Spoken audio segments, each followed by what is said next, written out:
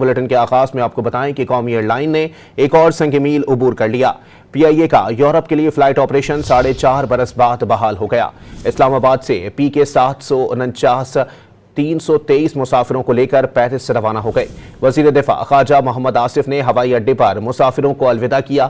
اس موقع پر انہوں نے کہا کہ سابق وزیر ہوابازی کے ایک بیان سے قومی ایئر لائن پر یورپ میں پابندی لگی، جس سے اربوں روپے کا نقصان ہوا۔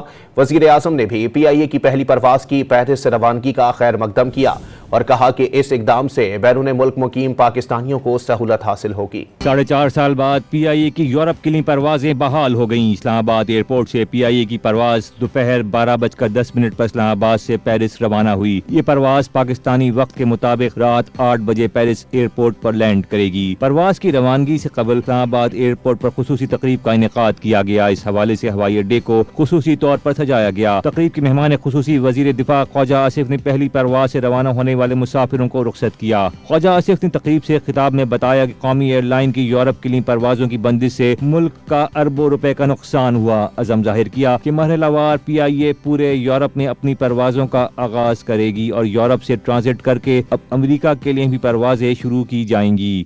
آج انٹرنیشنل سٹینڈرڈز کے مطابق جو ہے پورا اترتے ہیں اور الحمدللہ